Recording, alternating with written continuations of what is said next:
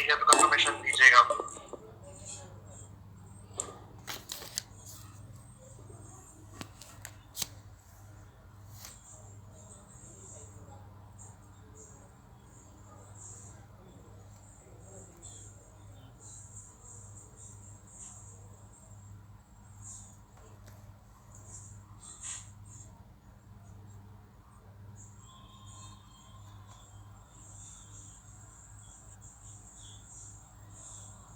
और क्या अगर सभी कम है तो अपने कैमरास ऑन कर दीजिएगा।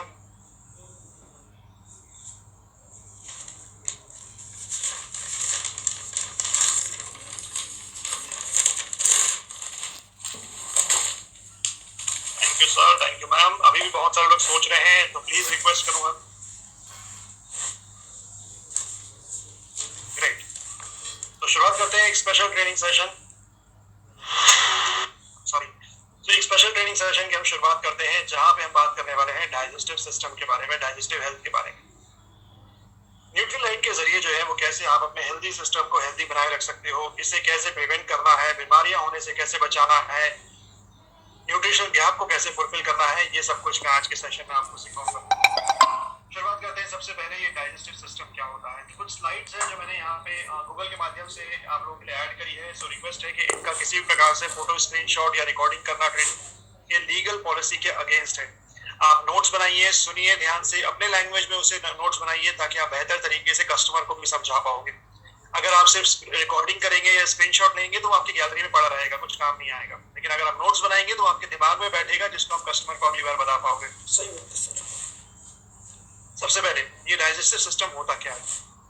तो डाइजेस्टिव सिस्टम जो है वो एक ऐसा सिस्टम है शरीर का जिसमें कई सारे अलग अलग ऑर्गन्स होते हैं, कई सारे अलग अलग पार्ट्स होते हैं। It is mainly made up of gastrointestinal tract, GI tract जिसको हम लोग बोलते हैं, या डाइजेस्टिव ट्रैक्ट जिसको हम लोग बोलते हैं, उससे मिलकर बना होता है। जिसकी शुरुआत होती है आपके माउथ से और एंड होता है आपके रेक्टम पे, एनस में। तो यहाँ पे काफी सारे अलग अलग ऑर्गन्स जुड़े हुए होते हैं इस जीआई ट्रैक्ट के साथ। तो कौन कौन से ऑर्गन्स जुड़े होते हैं, तो लिवर जुड़ा हुआ होता है, पैनक्रियास जुड़े होते हैं, गॉल ब्लैडर जुड़ा होता है, स्टमक जुड़ा होता है, salivary glands, oesophagus, small intestine, large intestine, ये सारे जो है वो आपस में एक दूसरे से इंटरकनेक्टेड होते हैं। तो यहाँ पे आप जो स्क्रीन पे देख रहे हैं ना, ये जो पाइप जा रही है, ये जो शरीर के अंदर जो पाइप जाती है ना, ये पाइप जो है ये बेसिकली एक हॉलो जो पाइप गई है शरीर के अंदर, इसे हम कहते हैं जीआई ट्रैक्ट। अब इस जीआई ट्रैक्ट के अंदर जो बैक्टीरियाज होते हैं, इस जीआई ट्रैक्ट के अंदर जो बैक्टीरियाज होते हैं उनको हम बोलते हैं गट माइक्रोफ्लोरा। गट फ्लोरा या गट हेल्थ जिसकी जब हम बात करते हैं ना, जिसका स्वस्थ रहना सबसे ज्यादा जरूरी है, जो डाइजेशन में सबसे ज्यादा हेल्प करता है, तो इस जीआई ट्रैक्ट के अंदर जो बैक्टीरियाज होते हैं उनको हम कहते हैं गट फ्लोरा या माइक्रोबायोम। अब इस सिस्टम में जो प्रोसेस जो होता है ना, उसको हम बोलते हैं डाइजेशन। जो खाना आपने खाया उस खाने को पचाने का काम करता है ये सिस्टम। तो इस प्रोसेस को हम कहते हैं डाइजेशन का प्रोसेस। और इस प्रोसेस में क्या होता है, तो जो खाना आपने खाया वो स्मॉलर स्मॉलर कंपोनेंट इसमें ब्रेकडाउन होता है, इससे पहले कि आपके शरीर के द्वारा वो यूटिलाइज किया जा सके या एब्सॉर्ब हो सके। तो अगर जैसे फॉर एग्जांपल मैं कहूंगा, आप अगर एक कोई भी फ्रूट खाते हैं, राइट, कोई भी मान लीजिए फ्रूट खाते हैं, एप्पल खाते हैं, तो एप्पल जो है वो आपकी बॉडी डायरेक्टली एब्सॉर्ब नहीं कर सकती, आपकी बॉडी जो है वो उसके न्यूट्रिएंट्स डायरेक्टली नहीं ले सकती, इसलिए उसको काफी सारे अलग अलग ऑर्गन से होकर गुजरना पड़ता है। सबसे पहले जो है वो आपको उसे च्यू करना पड़ता है, फिर उसे ब्रेक डाउन करना पड़ता है, फिर उसे जो है वो स्टमक में भेजना पड़ता है, फिर वो आगे बढ़ता है, डाइजेस्ट होता है, उसमें से फिर न्यूट्रिएंट्स एब्सॉर्ब होते हैं और तब जाकर वो आपके ब्लड के जरिए बॉडी सेल्स के द्वारा यूटिलाइज होते हैं, शरीर के द्वारा इस्तेमाल होते हैं। ठीक है, सो ये इसलिए डाइजेस्टिव सिस्टम इंपॉर्टेंट है क्योंकि हमारे शरीर को सुचारू रूप से काम करते रहने के लिए पोषक तत्वों की जरूरतें होती हैं। ये पोषक तत्व जो है वो आपके शरीर को आपके खाने से, आपके जो बेवरेजेस हैं उनसे मिलता है ताकि आप हेल्दी रहें, प्रॉपरली काम कर सकें। Just give me a moment please.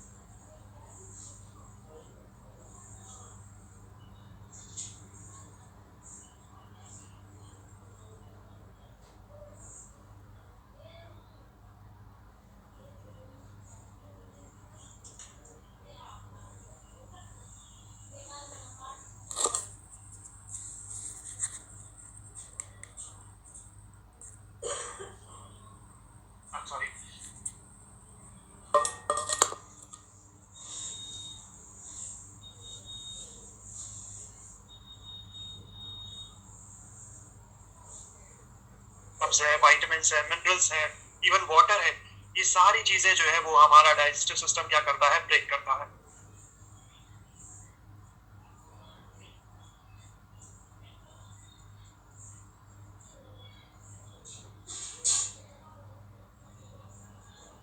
हमारा डाइजेस्टिव सिस्टम यहाँ पे क्या कर रहा है, सारी चीजों है वो ब्रेक डाउन करता है, और स्मॉल पार्टिकल्स में इतना ब्रेक डाउन करता है ताकि वो आपके बॉडी सेल्स के द्वारा यूटिलाइज किए जा सके, एब्जॉर्ब हो सके।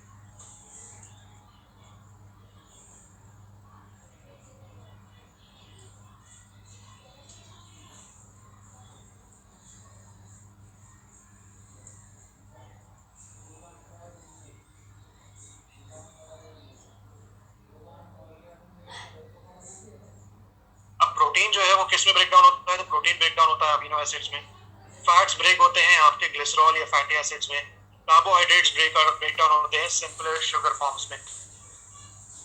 तभी जाकर ये न्यूट्रिएंट जो है वो आपके बॉडी सेल्स यूटिलाइज कर पाते हैं, तभी आपकी बॉडी में एनर्जी लेवल मेंटेन रहता है, बॉडी की ग्रोथ एंड स्ट्रक्चर सही तरीके से मेंटेन रहती है। तो शरीर का जो ये सिस्टम का जो हर एक पार्ट होता है ना, इस डाइजेस्टिव सिस्टम का जो हर एक पार्ट होता है वो खाने को, फूड को मूव करने में मदद करता है। जो खाना आपने खाया, जो लिक्विड आपने पिया, उसको जीआई ट्रैक्ट के जरिए मूव करने में मदद करता है, उस फूड और लिक्विड को स्मॉल पार्ट्स में ब्रेक करने में मदद करता है। और जैसे ही ये फूड आइटम जो है वो स्मॉल पार्ट्स में ब्रेक डाउन हो जाते हैं तो आपकी बॉडी उन्हें फाइनली एब्जॉर्ब करती है, और जो जो न्यूट्रिएंट जहां जहां चाहिए वो न्यूट्रिएंट वहां वहां पहुंचा देती है। एट लास्ट फाइनली जो बचा हुआ सॉलिड वेस्ट होता है वो आपका लार्ज इंटेस्टाइन जो है वो क्या करता है, उसमें से वाटर एब्जॉर्ब कर लेता है, उसमें से वाटर जो है वो एब्जॉर्ब कर लेता है, और फाइनली जो भी वेस्ट प्रोडक्ट है डाइजेशन का वो स्टूल के माध्यम से बॉडी से निकल जाता है। अब इस डाइजेस्टिव प्रोसेस में आपके जो नर्व्स हैं, आपके जो हार्मोन्स हैं, वो बहुत इंपॉर्टेंट रोल प्ले करते हैं उसे कंट्रोल करने में। ठीक है, कई बार आप देखिएगा जब आप जो है वो स्ट्रेस में होते हैं तो सीधा सीधा असर जो है वो आपके डाइजेस्टिव सिस्टम पे भी पड़ता है। जब आपके शरीर में हार्मोनल इम्बैलेंसेस होता है तो भी डाइजेस्टिव सिस्टम के ऊपर इसका असर पड़ता है।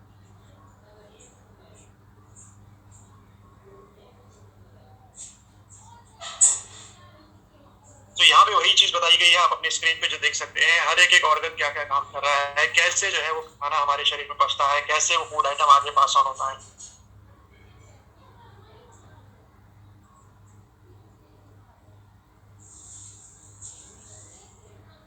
तो सबसे पहले आपने खाना जो है वो माउथ के जरिए बॉडी में एंटर करवाया, यहाँ पे आपके टीथ और आपके गम्स और आपके टंग जो है वो उस खाने को च्यू करते हैं। इसी दौरान जो है वो पीछे यहाँ पे आप देखेंगे सलाइवरी ग्लैंड मौजूद होता है जो कि सलाइवा प्रोड्यूस करता है और उस फूड को लुब्रिकेट करता है। इसके बाद खाना जो है वो आप स्वेलो कर पाते हो फेरिंग्स की वजह से। गटकने में अगर तकलीफ आ रही है तो वो फेरिंग्स रिस्पॉन्सिबल होता है, फेरिंग्स जो है वो खाने को गटकने में मदद करता है। फिर ये खाना आगे बढ़ता है ईसोफेगस में। ईसोफेगस क्या है, तो ईसोफेगस को हम लोग फूड पाइप भी कहते हैं, फूड पाइप जो है वो भी हम कहते हैं। इसके जरिए खाना जो है वो फाइनली आपके स्टमक में पहुंचता है, जहाँ पे HCl नामक का लिक्विड जो है वो उसमें मिक्स होता है और उस खाने को और पचाने में, ब्रेक डाउन करने में मदद करता है। उसके बाद ये खाना जो है वो आगे बढ़ता है और आपके स्मॉल इंटेस्टाइन में पहुंचता है, जहाँ पे जो है वो इसमें से डाइजेशन प्रोसेस पूरा कंप्लीट किया जाता है और जो भी इसमें से न्यूट्रिएंट्स हैं वो एब्जॉर्ब होने शुरू हो जाते हैं।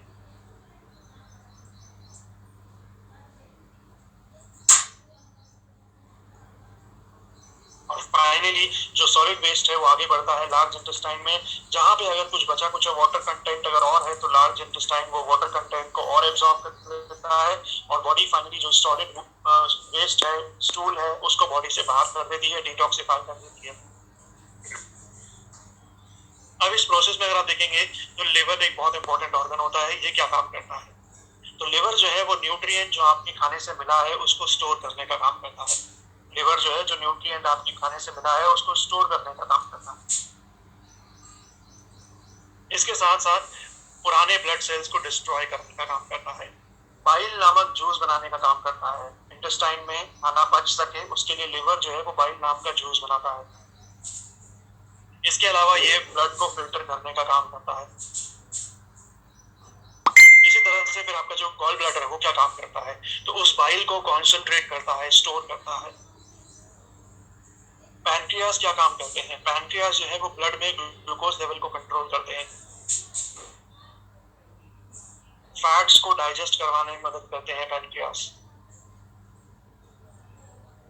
और जो स्टमक एसिड है उसको न्यूट्रलाइज करने का काम करते हैं पैनक्रियास।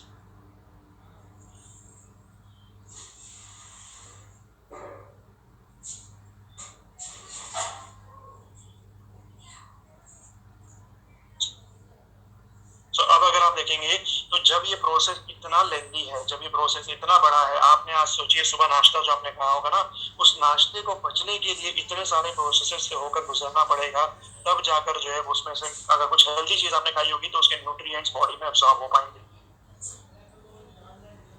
लेकिन सच्चाई क्या है? सच्चाई ये है क्योंकि हमारा खान पान सही नहीं है, हम हेल्दी फूड आइटम को प्रेफर नहीं कर रहे हैं। ये डाइजेस्टिव सिस्टम का जो प्रोसेस मैंने आपको बताया है ना, ये नेचुरल फूड आइटम को पचाने के लिए बनाया गया है। जो processed food, junk food, cheesy, oily food आप दे रहे हैं ना, उसको पचाने में इसे तकलीफ होती है। दूसरी चीज, आजकल बढ़ते हुए स्ट्रेस की वजह से, हार्मोनल इम्बैलेंसेस की वजह से भी काफी सारे जो है प्रोसेस ठीक से फंक्शनिंग नहीं कर पाते हैं। डाइजेस्टिव सिस्टम का जो फंक्शनिंग है वो प्रॉपर सीक्वेंस वाइज नहीं हो पाता है because of hormonal imbalances.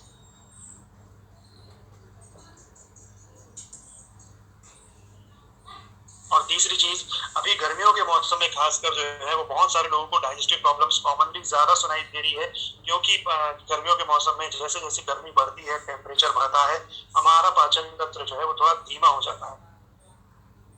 Right, एक तो ऑलरेडी शरीर के अंदर की गर्मी, राइट, जिसको हम लोग जठराग्नि भी कहते हैं, वो ऑलरेडी जल रही है, ऊपर से बाहर भी गर्मी हो जाती है, तो इस वजह से पाचन तंत्र थोड़ा धीमा हो जाता है, स्लो हो जाता है, और कई सारी तरह तरह की तकलीफें जैसे कि भूख नहीं लगना, इनडाइजेशन की शिकायत होना, कॉन्स्टिपेशन होना, या गैस बहुत ज्यादा बनना, पेट भारी लगना, ये सारी चीजें जो है वो कॉमन सुनाई देती है, दिखाई देती है आपको गर्मियों के महीने में डाइजेस्टिव प्रॉब्लम्स को लेकर।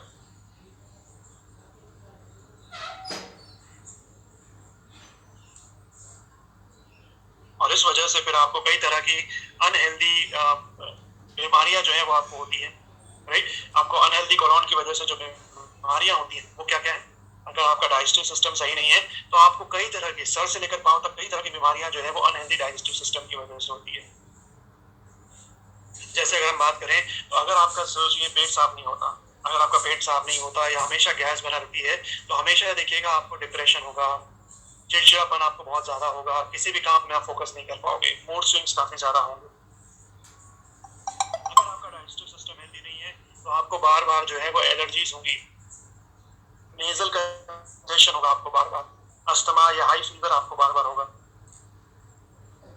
अगर आपका डाइजेस्टिव सिस्टम सही नहीं है तो आपको एब्डोमिनल पेन होगा, डकार या बर्ब्स बहुत ज्यादा आएंगे, गैस बहुत ज्यादा बनेगी, एसिड रिफ्लक्स होगा, हार्ट ब्लम की तकलीफ होगी।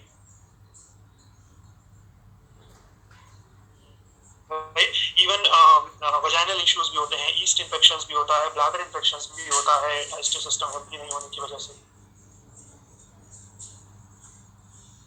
इवन काफी सारे लोगों के केसेस में डाइजेस्टिव सिस्टम हेल्दी नहीं होने की वजह से वेरिकोज वेन्स की प्रॉब्लम्स भी हो सकती है, आर्थराइटिस की प्रॉब्लम भी हो सकती है, एक्जिमा भी हो सकता है।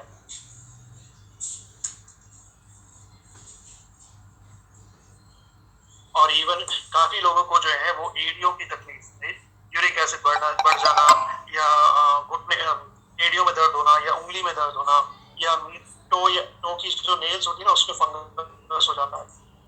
तो बेसिकली हमारा शरीर जो ये सिस्टम जो बना हुआ है, इसे टाइमली क्लीन करना, रोजाना क्लीन करना जरूरी है। किसी भी प्रकार से अगर टॉक्सिन्स या वेस्ट शरीर में जमा हो जाते हैं तो फिर वो बीमारियों का कारण बनते हैं। जैसा मैंने आपसे ऑलरेडी डिस्कस किया अभी कि अगर आपके शरीर में टॉक्सिन्स को, वेस्ट को आप टाइमली क्लीन नहीं करोगे तो वो आपके शरीर में पड़ा पड़ा फिर आपके खून में मिलेगा, ब्लड के जरिए मिलके वो शरीर के वेरियस ऑर्गन्स में ट्रैवल करेगा, और जब वो वेरियस ऑर्गन्स में ट्रैवल करेगा तो आपको कोलेस्ट्रॉल बढ़ाएगा, फैट बढ़ाएगा, हार्ट प्रॉब्लम्स क्रिएट करेगा, स्किन में जाके जमा होगा तो पिंपल्स होंगे, एक्जिमा होंगे, दाग धब्बे हो जाएंगे, किडनी में जाके जमा होगा तो स्टोन की प्रॉब्लम हो जाएगी, ब्लड में जमा होगा तो ब्लॉकेजेस हो जाएंगे,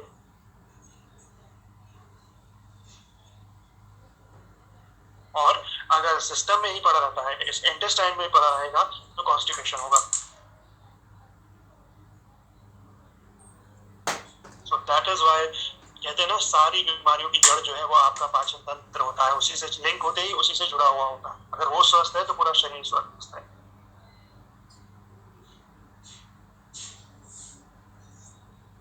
तो चलिए अब हम देख लेते हैं यहाँ पे कौन कौन से फैक्टर्स हैं जिनकी वजह से हमें ये डाइजेस्टिव प्रॉब्लम्स कॉमन भी हो रही हैं।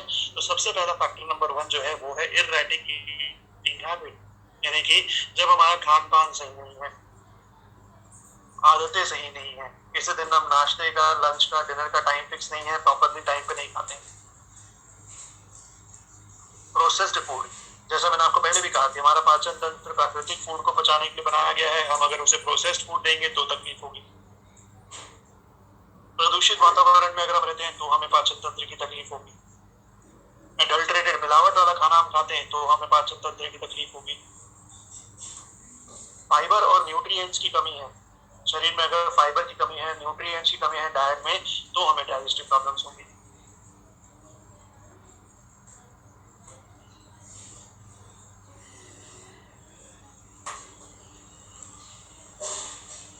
कई बार ऐसा होता है ना कि हम कस्टमर को सप्लीमेंट तो दे रहे हैं लेकिन हम उसकी लाइफस्टाइल ठीक नहीं कर रहे हैं, उसका खान पान ठीक नहीं कर रहे हैं, और कस्टमर बोलता है कि अरे आपका प्रोडक्ट काम नहीं कर रहा।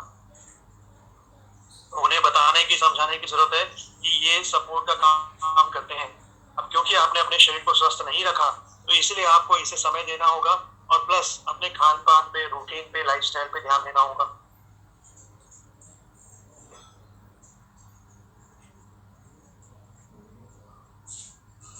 क्या यहाँ तक आप सभी को सब कुछ क्लियर है? क्या यहाँ तक आपको डाइजेस्टिव सिस्टम, उसके ऑर्गन्स, उसके पार्ट्स, उसका फंक्शनिंग ये क्लियर है? कौन कौन से फैक्टर इसको अफेक्ट करते हैं ये आपको समझ में आ गया है? अगर हाँ तो थम्स अप शो करिएगा या यस लिखिए, क्योंकि कैमरास बहुत सारे बंद हो गए वापस से। तो मैं जानना चाहूंगा कि क्या आप सभी सुन रहे हैं, समझ में आया, यहाँ तक सारे पार्ट्स क्लियर हैं?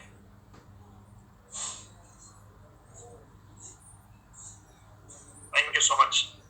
तो इसी के साथ अब बारी आती है और अब हम शुरुआत करते हैं कि कौन कौन से सप्लीमेंट जो है वो हम रेकमेंड कर सकते हैं डाइजेस्टिव हेल्थ के लिए। हेल्दी डाइजेस्टिव सिस्टम को हेल्दी बनाए रखने के लिए हम कौन कौन से सप्लीमेंट दे सकते हैं? तो इसमें आ रहा है सबसे पहला नंबर 1 कंपलसरी सप्लीमेंट जो होगा वो है न्यूट्रोलाइट फाइबर। जी हाँ, न्यूट्रोलाइट फाइबर जो है वो आपको बेस्ट क्वालिटी सोर्सेज से फाइबर प्रोवाइड करना है। और फाइबर जो है वो हमारे भोजन का, आहार का सबसे महत्वपूर्ण हिस्सा है। ये हमारे पाचन तंत्र को सही तरीके से कार्य करने में मदद करवाता है। According to institute of medicine, हम सभी बच्चों को, एडल्ट्स को रोजाना जो है वो 15 से 20 ग्राम फाइबर लेना चाहिए। जी हाँ, हम सभी को रोजाना जो है वो 15 से 20 ग्राम फाइबर डेली बेसिस पे लेना चाहिए। लेकिन सच्चाई ये है कि हमारे डाइट में जो फाइबर हमें मिल रहा है वो मैक्सिमम 6 या 7 ग्राम मिल रहा है। हमारे रेगुलर भोजन से, आहार से जो हमें फाइबर मिल रहा है ना, उस 6, 7 या 8 ग्राम मुश्किल से मिल रहा है। तो अब जो गैप आ रहा है, उस गैप को अगर आप फुलफिल करोगे तो आप अपने डाइजेस्टिव सिस्टम को हेल्दी रख पाओगे, और उसी के लिए न्यूट्रोलाइट का फाइबर काम करता है। जी हाँ, न्यूट्रोलाइट का ही फाइबर क्यों लेना चाहिए? नंबर 1, क्योंकि ये आपको प्लांट बेस्ड सोर्सेज से फाइबर दे रहा है, नेचुरल सोर्सेज से फाइबर मिल रहा है। रेजिस्टेंट मेल्टोडेक्स्ट्रीन का मतलब क्या है? रेजिस्टेंट मेल्टोडेक्स्ट्रीन यानी कि मक्के का, मक्का जो है उसका गम लिया गया है, एक्सट्रैक्ट लिया गया है। पार्शियली हाइड्रोलाइज्ड गुआर गम, गुआर के पौधों के बीजों का रस दिया गया है। गुआर का जो पौधा होता है उसके बीजों का रस एक्सट्रैक्ट किया गया है, उसको पार्शियली हाइड्रोलाइज किया गया है और वो आपको दिया जाता है, उससे फाइबर निकाला गया है। इन्युलिन क्या है? तो इन्युलिन जो है वो चिकोरी नामक एक पौधा होता है, चिकोरी रूट्स जो है, चिकोरी की जड़ों का जो है वो ये डाइटरी फाइबर उसमें से निकाला गया है। तो प्लांट बेस्ड सोर्सेज से आपको फाइबर मिल रहा है, प्लस इजीली एब्जॉर्ब होने वाला फाइबर है, सॉल्युबल फाइबर है, जमा नहीं होता है शरीर में, एब्जॉर्ब हो जाता है और पानी में पूरी तरीके से घुल जाता है, इजीली एब्जॉर्ब हो जाता है, और इस तरीके से आपके गैस्ट्रोइंटेस्टाइनल हेल्थ को सपोर्ट करता है। तो जैसा कि आप स्क्रीन पे देख सकते हैं, आई एम श्योर आप सभी स्क्रीन देख पा रहे होंगे। सो रोजाना जो है वो इसके 1 स्पून जो है वो कम से कम कंज्यूम करिए।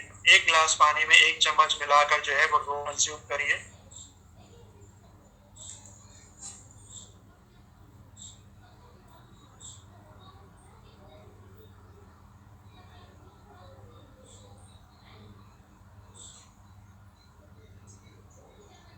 उस पानी पानी में जो है वो 1 चम्मच फाइबर मिलाकर कंज्यूम कर लीजिए।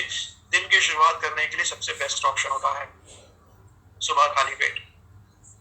तो दिन भर जो है वो ये क्या करेगा, आपके पाचन तंत्र को स्वस्थ रखेगा, जो भी खाना खाओगे उसे पचाने में मदद करेगा, उसे ब्रेक डाउन करने में मदद करेगा, न्यूट्रिएंट्स को एब्जॉर्ब करवाने में मदद करेगा और आपके जीआई ट्रैक्ट को हेल्दी रखेगा।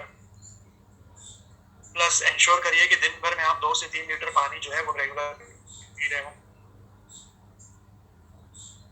दूसरा सप्लीमेंट जो हम यहाँ रेकमेंड करेंगे वो है ABH, आंवला की विविधता की हरिता की। हेल्दी डाइजेस्टिव सिस्टम को हेल्दी बनाए रखने के लिए, डाइजेशन को सपोर्ट करने के लिए ये सप्लीमेंट बनाया गया है, जो कि आपके फायदे क्या क्या देता है। नंबर 1, पाचन तंत्र को मजबूत बनाता है। दूसरा, खुराक को ठीक करता है, आपकी खुराक को इंप्रूव करता है, एपेटाइट को इंप्रूव करता है, यानी खुराक को ठीक करता है। तीसरा, कोलोन हेल्थ को सपोर्ट करता है, अतड़ियों को मजबूत बनाता है।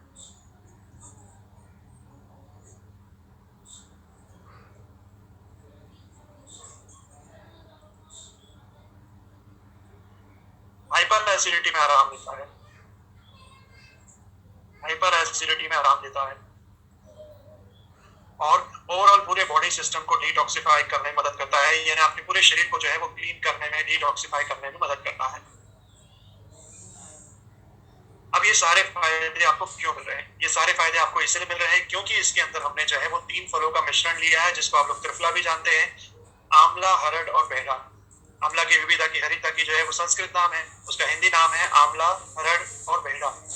इन 3 फलों से उनके पोषक तत्व निकाले गए हैं और वही आपको यहाँ हर एक टैबलेट में दिए गए हैं, जो कि रिस्पॉन्सिबल है आपको हेल्थ बेनिफिट देने के लिए। ठीक है जी, बिल्कुल अमृता जी, मुझे कंप्लीट करने दीजिए, ट्रेनिंग में आ रहा हूँ मैं, कैसे लेना है, कितना कंज्यूम करना है, मैं बताने वाला हूँ डेफिनेटली। सो रोजाना जो है वो इसको आप 12 years and above age group के लोगों को कंज्यूम करवाइए। 1 टैबलेट मिनिमम, 2 टैबलेट मैक्सिमम, खाने के साथ या खाने के बाद। सो फॉर एग्जांपल मैं सजेस्ट करूंगा, अगर जैसे आप इसकी एक ही टैबलेट लेना चाहते हो तो आइदर आप आफ्टरनून में लंच के बाद ले लीजिए, कि उस दौरान डाइजेस्टिव सिस्टम थोड़ा धीमा हो जाता है, या फिर आप रात को ले सकते हो सोने से पहले, डिनर के बाद सोने से पहले जो है रात को 1 टैबलेट ले सकते हो। गुनगुने गर्म पानी के साथ लेंगे तो अच्छी बात है, नॉर्मल पानी के साथ लेंगे तो भी अच्छी बात है, जैसा आप कंफर्टेबल महसूस करें।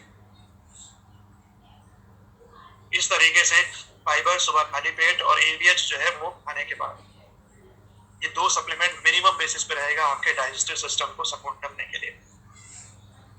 अब हम आते हैं तीसरे सप्लीमेंट की तरफ, जो आपके डाइजेस्टिव सिस्टम के लिए रेकमेंड किया जा सकता है, वो है सैल्मन ओमेगा 3 सॉफ्ट जेल। अब हम में से काफी लोग सोच रहे होंगे कि ओमेगा 3 का और डाइजेशन में क्या रहेगा।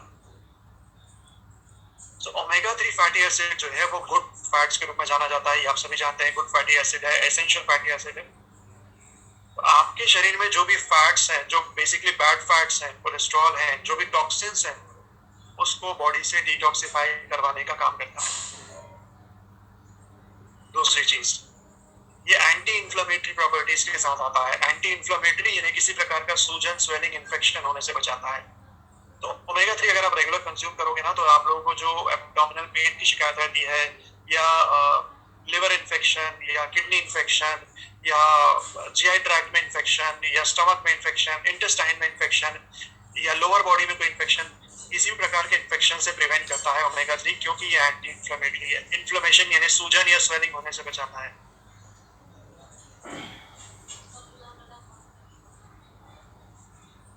ठीक है, और तीसरी चीज, जो डिटॉक्सिफिकेशन का जो प्रोसेस होता है, डाइजेस्टिव सिस्टम का जो प्रोसेस होता है, उसको सही तरीके से कार्य करने में मदद करता है। सो डेली बेसिस पे हमें 300 mg ओमेगा 3 कम से कम चाहिए, डेली बेसिस पे 300 mg ओमेगा 3 कम से कम चाहिए होता है, वो यहाँ पे आपको इसकी हर एक सॉफ्ट जेल में ही मिल जाता है।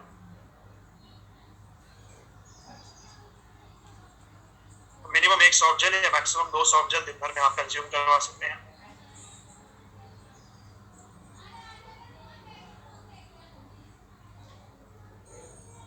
फिर हम आगे बढ़ते हैं, हमारे डाइजेस्टिव सिस्टम का जो एक अहम ऑर्गन है, अहम हिस्सा है, वो है मिल्क थिस्टिल प्लस। मिल्क थिस्टिल प्लस जो है वो भी आपके डाइजेस्टिव सिस्टम में अहम रोल प्ले करता है, क्योंकि ये आपके लिवर को सपोर्ट करता है। सो मिल्क थिस्टिल जो है वो आपके लिवर को कैसे सपोर्ट करेगा, तो लिवर डैमेज होने से बचाएगा, लिवर सेल्स को डैमेज होने से बचाएगा, हेल्दी लिवर की फंक्शनिंग को इंप्रूव करता है, गॉल ब्लैडर की फंक्शनिंग को इंप्रूव करता है। शरीर से टॉक्सिन्स को बाहर निकालने में मदद करता है, न्यूट्रिएंट्स को स्टोर करने में, एब्सॉर्ब करवाने में मदद करता है। ओके, लिवर को डैमेज होने से बचाता है, लिवर की फंक्शनिंग को हेल्दी रखता है, गॉल ब्लैडर की फंक्शनिंग को हेल्दी रखता है, न्यूट्रिएंट्स को एब्सॉर्ब करवाने में मदद करता है और शरीर से टॉक्सिन्स को जो है वो बाहर निकालने में मदद करता है। तो इसीलिए रोज जो है वो इसकी एक टैबलेट दिन में 2 बार कंज्यूम की जा सकती है। मिल्क प्लस की भी जो है वो रोज दिन में एक टैबलेट 2 बार जो है वो कंज्यूम की जा सकती है, खाने के साथ या खाने के बाद।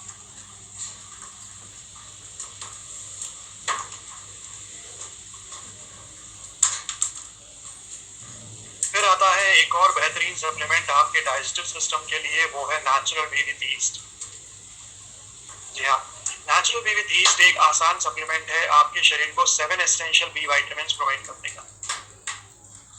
तो अगर कभी भी हमें ऐसा लगता है कि जो खाना हमने खाया है वो खाना शरीर में नहीं लग रहा है, जो खाना हमने खाया है वो बॉडी में एब्सॉर्ब नहीं हो रहा है, डाइजेस्ट नहीं हो रहा है, न्यूट्रिएंट्स शरीर को लग नहीं रहे हैं, फूड जो है वो ब्रेक डाउन नहीं हो रहा है ठीक से, तो उसके लिए बी विटामिन्स की जरूरत होती है।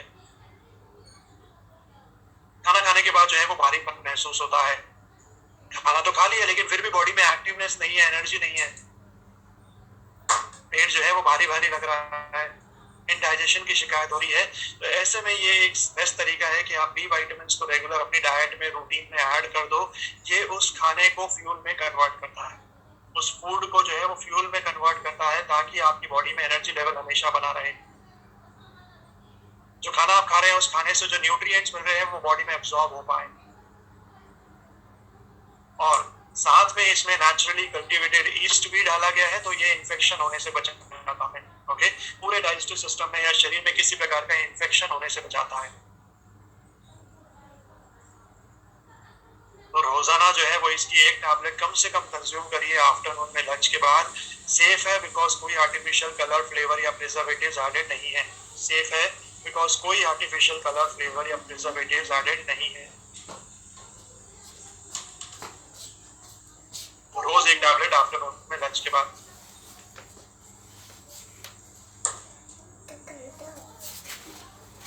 ठीक है, और ये सारे सप्लीमेंट जो भी हमने देखे ना, हमने देखा फाइबर के बारे में, एबीएच के बारे में, ओमेगा 3 के बारे में, नेचुरल बी विद ईस्ट के बारे में और मिल्क थिसल के बारे में। इसके अलावा एक और प्रोडक्ट जो रेगुलर आप ऐड कर सकते हो वो होगा च्यवनप्राश। जी हाँ, च्यवनप्राश जो है उसको भी रेगुलर आप ऐड कर सकते हो। रोज 1 चम्मच आप कम से कम कंज्यूम करिए आयुर्वेदिक जड़ी बूटियों के माध्यम से पाचन तंत्र को स्वस्थ रखने के लिए।